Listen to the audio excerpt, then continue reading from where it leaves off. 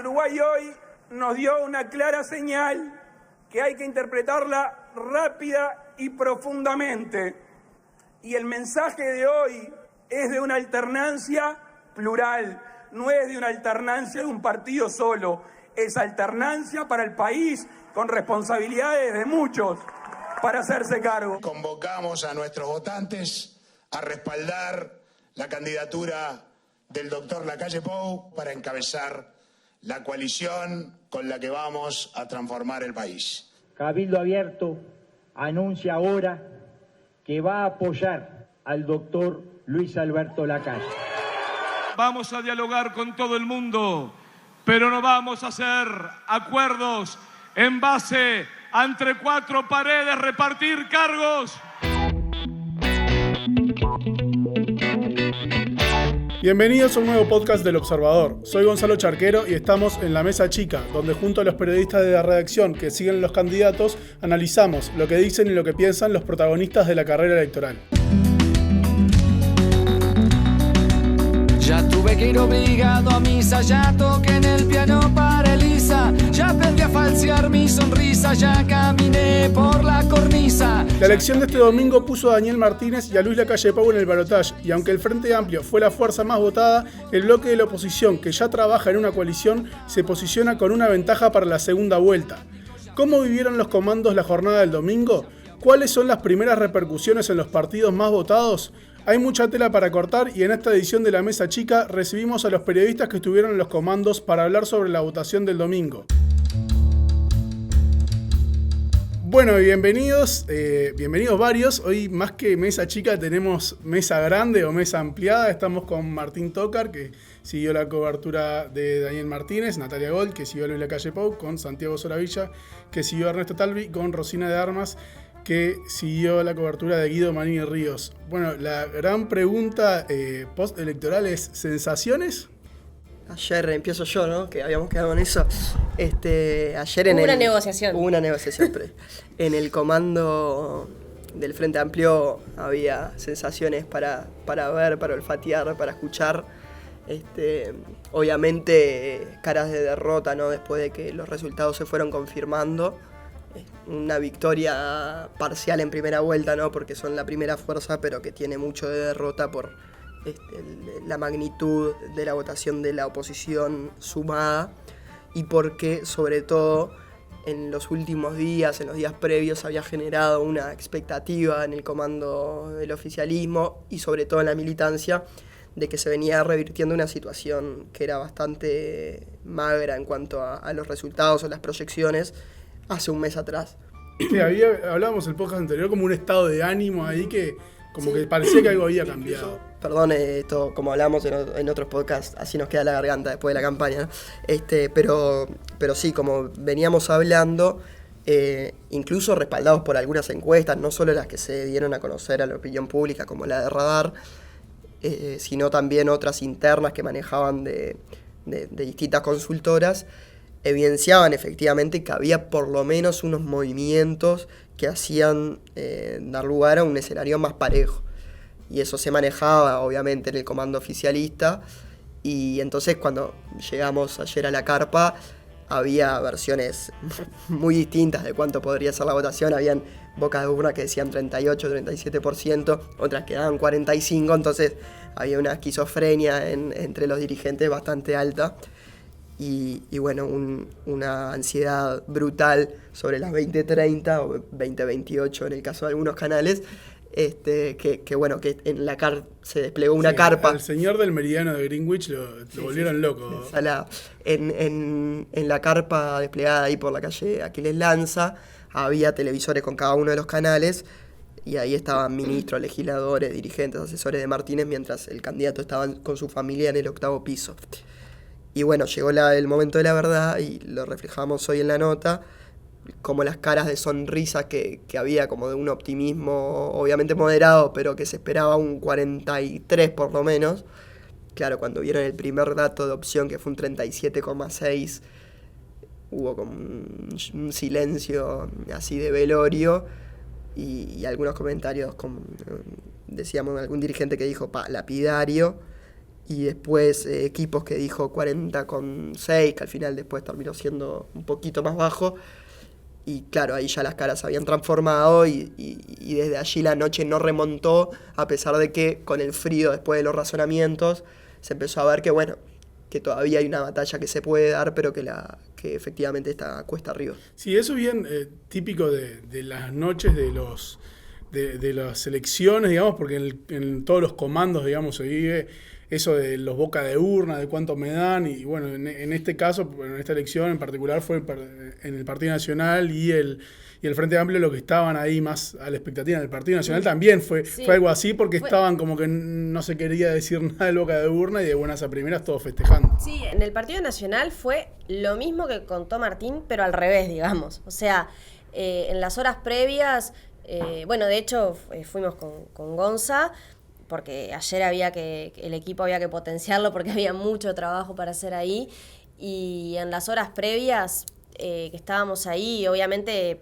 parecen como horas muertas porque tenés que esperar a que se levante la veda y que se puedan dar los resultados primarios y etcétera, pero lo que podés es palpar mucho del ambiente y tratás de hacer alguna pregunta, ¿no? Bueno, ¿tienen algún dato? ¿Qué les dicen? ¿Cómo vienen?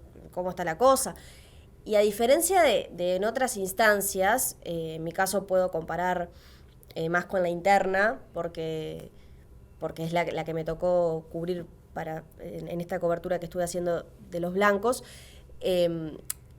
La diferencia más grande era la incertidumbre. Esta palabra que usaba Martín, de la esquizofrenia, era tal cual. O sea, venían casi que angustiados algunos dirigentes a decir: la verdad es que no sabemos porque nos llega, por un lado, una encuesta de una consultora que dice 37-27, otra que dice 38-29, otra que le daba al frente 46. Hay una realidad, y es que aparentemente lo que se manejaba entre los blancos, al menos, es que el boca de urna fue poco respondido. Entonces era difícil tener números tan certeros. Sí, era menos representativo, por lo menos. Exacto. Entonces eso también generaba muchísimo nerviosismo. A ver, a lo largo de toda la campaña, creo que las semanas en las que estuvieron más nerviosos, y lo manejábamos también en el podcast anterior, que salíamos con Martín, los blancos fue donde mostraron la mayor tensión, ¿no? Pero ayer se capitalizó, o sea, se potenció, mejor dicho. Había momentos en los que te daban ganas de ir y decirles: cambien las caras, por favor, o sea, digo, vamos arriba, ¿no? O sea, hay que... Vamos arriba es lo de otro candidato, sí, justamente. Pero te daban ganas de decirles: a ver, esperen por lo menos a que se sepan los resultados. Claro, y en eso debo decir, como que fue al revés el asunto, el cambio en las caras se escuchó bastante en la carpa del frente después de los resultados. Claro. Porque aparte se daba eso, ¿no? Que estaban obviamente los periodistas, las cámaras de televisión, los grabadores, y se escuchaban, ¿no? las primeras reacciones humanas. Claro. Y obviamente alguno por lo bajo decía: miren que hay periodistas, claro, vamos a poner las mejores caras, vamos a dar la sensación de que revés, seguimos en pelea. Al principio era tensión, nerviosismo, uno que iba para un lado y para el otro, y subía y bajaba, entraba a la sede, salía, alguno que se fumaba un cigarro de nervioso, etcétera. Y cuando se saben los resultados, la explosión de emoción, el viva los blancos, ese casi al unísono, ¿no? Y lo que me comentaban, que de hecho hoy en la crónica lo manejábamos, es que la calle Pou, que él escuchó, o recibió los resultados, o vio los resultados con su fuero más íntimo, ¿no? Con Nicolás Martínez, su jefe de campaña, sus hijos y su mujer cerca, sale del despacho y pide a la gente que estaba acompañándolo, pero en ese momento por fuera del despacho, les pide calma, porque dice: todavía falta, vamos a tranquilizarnos.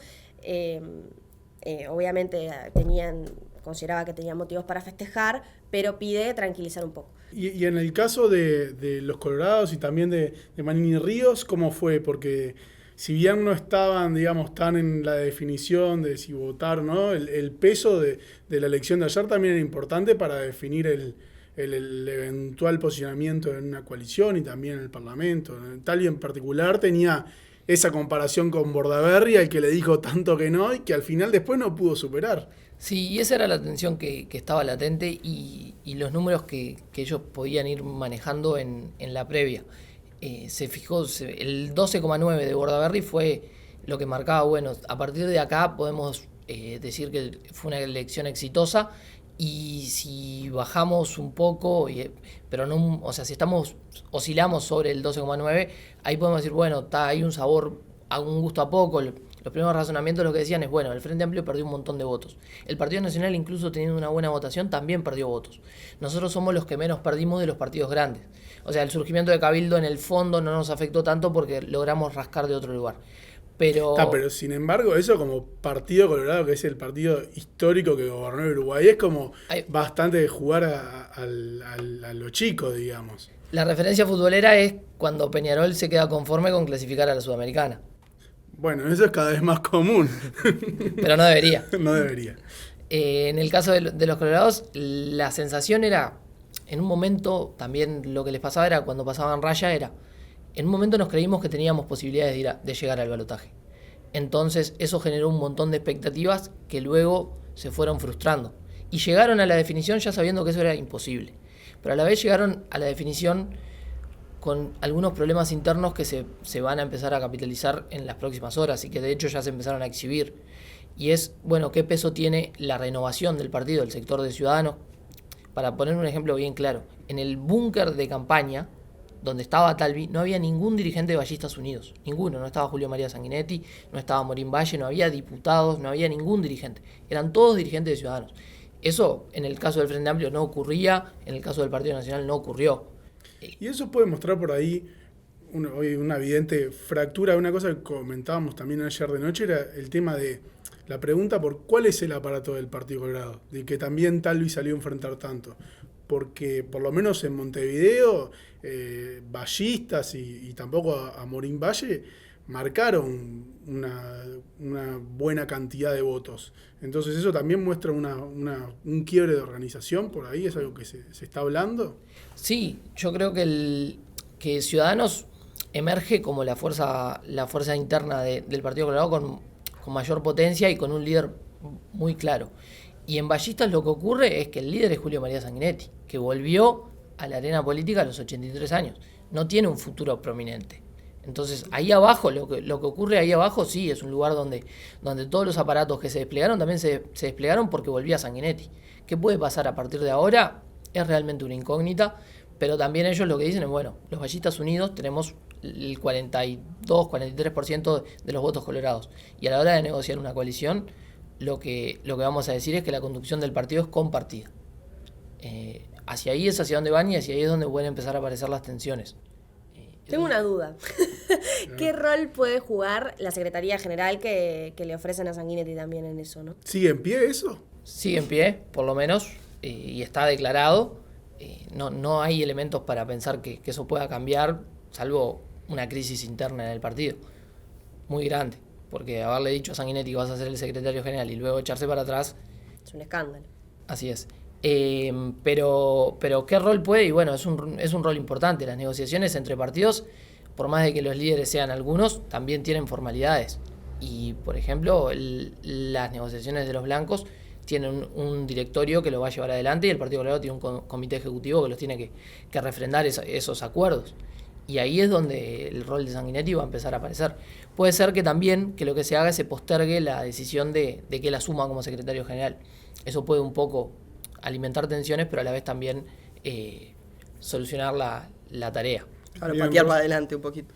Rosina, y en el caso de Manini, ¿cómo estuvo? Porque era la primera gran noche electoral de él, también con esa personalidad, esa media sonrisa, como decía la crónica de Pía Superviel. ¿Cómo lo vivieron la gente de él, o los más cercanos, bueno, Domenech? Bueno, exactamente como decías vos, por ser la primera votación no tenían mucho para perder, eran todo como escenarios positivos para ellos. Sí tenían las encuestas y los resultados, las proyecciones, y era eso como la principal marca a vencer, que finalmente se terminó dando muy parecido a lo que proyectaban las consultoras. Y bueno, y en el Holiday Inn, el hotel donde se celebró el discurso de Manini, no había mucha militancia, pero sí eran un escenario bastante favorable para ellos, y así lo reivindicó Manini en su discurso, y explicó cuáles eran las cosas que le iba a exigir al Partido Nacional en caso de que llegue al gobierno, y manifestó el apoyo a Lacalle Pou. Bien, sí, porque no es nada menor, digamos, debut electoral, partido nuevo, 3 senadores, es la sorpresa y uno de los grandes ganadores, si no el gran ganador de la jornada, más allá del posicionamiento que haya logrado Lacalle Pou. Y yendo justamente a lo que recién Rosina hablaba, el tema de la eventual coalición de la oposición, el posicionamiento del Frente para el Balotaje, esos temas ya se empiezan a hablar, está en la vuelta. ¿Cómo es un poco, cómo se perfila la campaña, por lo menos ahora, para el arranque? Lacalle Pou siempre dice, de hecho ha sido su foco de campaña, que él ya tiene un camino recorrido porque se ha dedicado a buscar coincidencias con los partidos de la oposición. El ejemplo más concreto es él mostrando los programas de los demás partidos, ¿no? Ahora me parece que hay dos cosas como tangibles, entre comillas, ¿no? La primera es que hay un proyecto de ley de urgente consideración que está ya prácticamente finalizado en su redacción primaria, y justamente digo primaria porque ahora se viene la negociación con la oposición, o sea, parte de este gobierno de coalición va a tener como punto de partida el proyecto de ley de urgente consideración que Lacalle quiere llevar al Parlamento si es electo presidente a partir del 2 de marzo, ¿no? O sea, el 2 de marzo ya remitido al Parlamento. El segundo punto, digamos, es lo que él nos decía a Natalia Roba y a mí en una entrevista, que es esta especie de acuerdo por escrito, ¿no? De hoja de ruta de entre 15 y 20 puntos. Manejaba esa cifra como algo flexible, obviamente, en los que los partidos volcarán sus requisitos. Ayer, de hecho, ya escuchábamos algunos. Lo escuchábamos a Mieres haciendo determinados pedidos. Guido Manini Río, ha hecho también sus peticiones. Talvi también las ha manifestado. Hay que ver ahora también con este nuevo escenario parlamentario cómo se plantan a negociar. No era lo mismo para Lacalle Pou tener a un Partido Colorado que votara 15, 16, 17% a un Partido Colorado que votó 12 y poco. O Cabildo Abierto, que podía haberse plantado como la tercera fuerza y se plantó como la cuarta. Sin embargo, también hay la debilidad del Frente, o por lo menos que haya votado abajo de lo que esperaba la dirigencia del Frente Amplio, le abre una puerta de que, por ejemplo, sumando claramente sumando blancos y colorados, ya incluso superan al poder del Frente Amplio, claro. Y bueno, sería el tema acordar más con Manini, que por ahí puede ser lo más complicado. ¿Qué es lo que pide Manini? Justamente, hablando de la complicación que puede tener llegar a este acuerdo, al menos en el caso de Manini, las cosas que él puso como requisitos esenciales son cosas que el Partido Nacional tiene en cuenta. Él puso 3, que es, hacer investigaciones en eventuales casos de corrupción del Estado. También planteó dar oxígeno a los sectores productivos, y una de las cosas que planteó que podía hacer es la reformulación del Código de Proceso Penal, pero no lo puso como un requisito excluyente. A ver, dentro de su programa de gobierno, por ejemplo, el programa de gobierno de Cabildo Abierto, Lacalle siempre destaca, o ha destacado en sus discursos desde agosto, el tema de la derogación de la bancarización obligatoria, incluida en la ley urgente consideración. No, sí, que él la va a incluir, pero el punto es que Lacalle ya, digamos, justamente como la incluye dentro de la ley de urgente consideración o pretende, desde el día 1 estaría teniendo en cuenta algo que está dentro de su programa. De eso también se va a agarrar, me imagino, mucho al momento de sentarse a negociar. Sí, decir, miren mi campaña, yo remarqué este y este punto que tengo coincidencia con ustedes. O sea, hay un camino para empezar a recorrer. Pero además, una de las cosas que estuvo en juego en la campaña era el vínculo con Talvi, que parecía que estaban totalmente distanciados, y ahora Manini ayer ratificó que sí estaría dispuesto a acercarse a Talvi. Y bueno, no sé, capaz que vos, Santi, podés contar mejor lo que dijo Talvi. Y Talvi dijo lo mismo, que Manini había sido legitimado por las urnas y que por esa razón se iba a tener que sentar a negociar con él. A ver, hay una luna de miel también que es como lógica, ¿no? De estas instancias. Pasa entre oficialismo y oposición en los primeros meses de una administración, y me imagino que ahora vamos a empezar a presenciar una cierta luna de miel. Igual hoy Santiago en la nota creo que reflejaba algo que estaba interesante, que es como la tensión de pensar ese momento en una foto conjunta de los tres, que es algo que por ahora prefieren no pensar, ¿no? Sí, porque es cierto que en algún momento la calle Pou tendrá que ver cómo realiza los diálogos, si son diálogos bilaterales o si en algún momento arma una mesa de 4, una mesa de 5, en el que obviamente la cabecera es para él, y esa foto sale, y también si luego eso se traduce en una campaña con actos conjuntos de los tres. Eso es lo que por lo menos los colorados ven como bastante lejano, porque ahí es donde la simpatía propia incluso de los votantes colorados, de esos nuevos votantes que Ciudadanos aparentemente trajo al partido, no quieren, no se ven cercanos a Manini. Pero Talvi dijo que iba a salir a hacer actos. Entiendo que cuando dijo eso, dijo que iba a hacer con la calle Pou. Sí, con la calle Pou sí. El tema es si hay un tercer convidado en esa foto. Justamente en ese sentido, Manini remarcó que él los actos que va a hacer en este último mes son por separado, que él va a recorrer el país pero con los cabildantes. Creo que esa es una diferencia importante en este acuerdo entre partidos.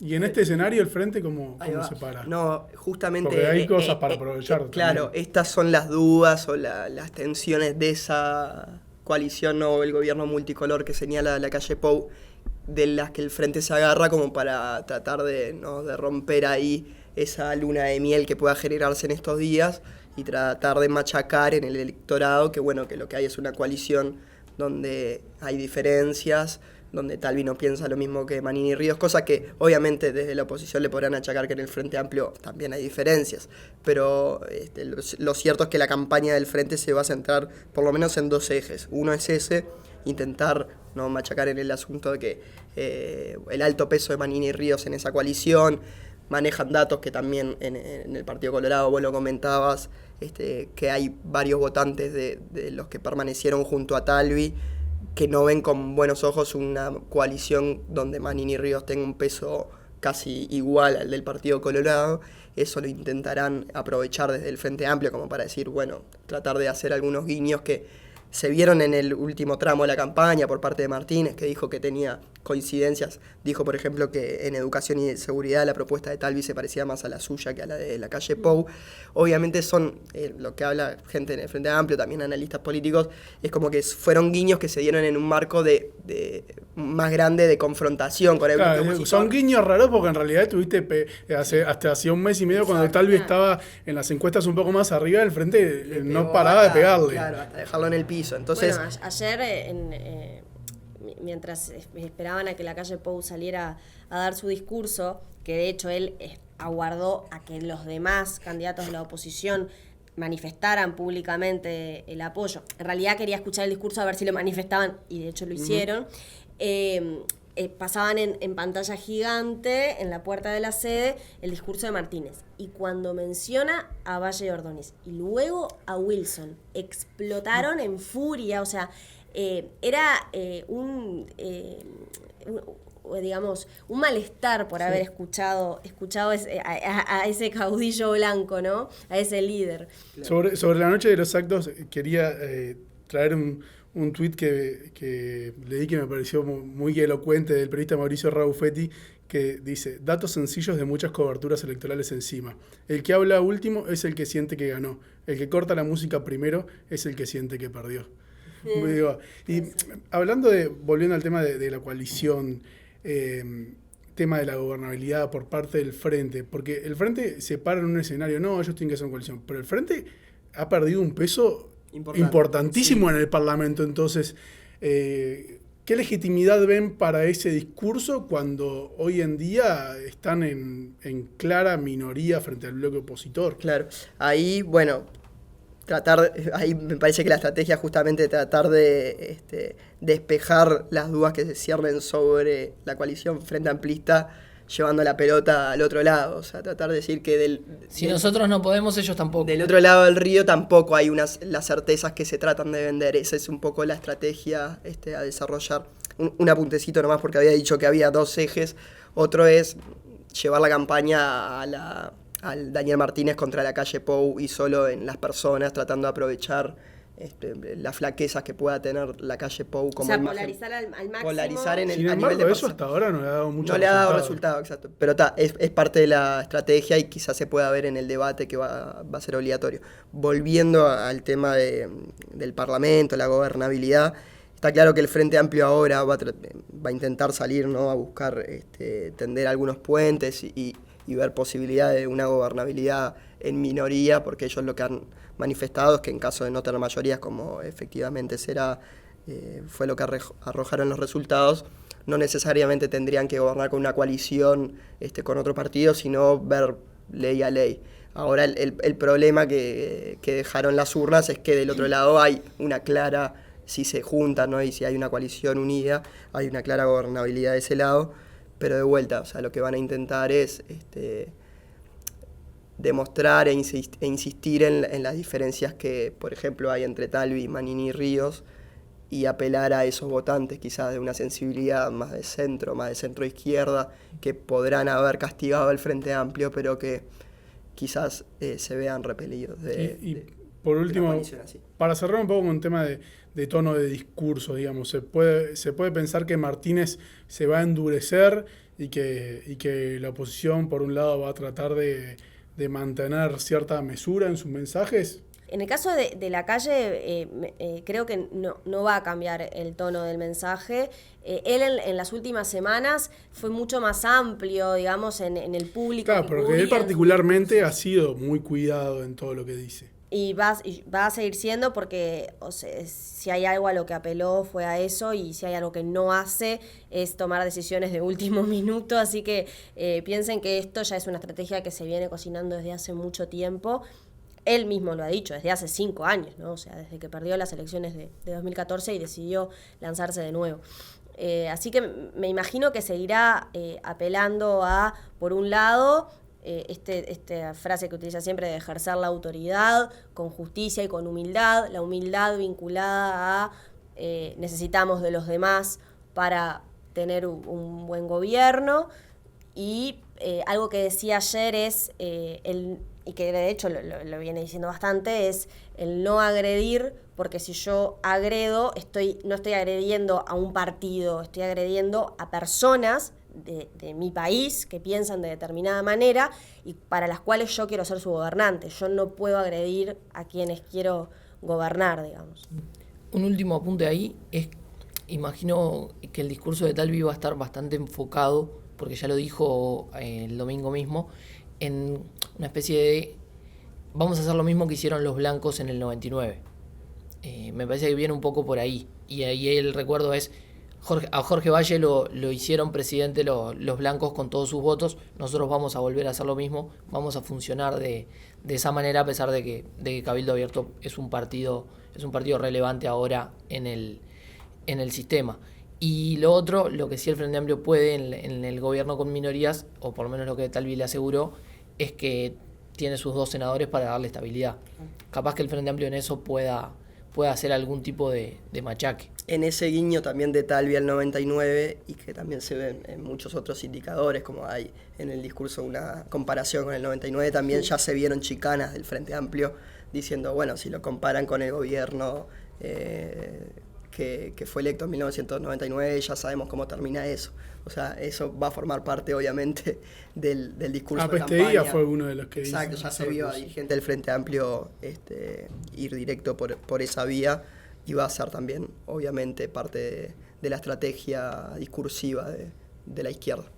Bien, veremos entonces cómo se posicionan los 2 candidatos, y también Manini Ríos y Ernesto Talvi en este último mes de campaña, Lo vamos a seguir, como siempre, acá en El Observador y los invitamos a ustedes a que sigan las notas de nuestros periodistas en todas las plataformas, tanto la edición papel, así como elobservador.com.uy, Twitter, Facebook e Instagram.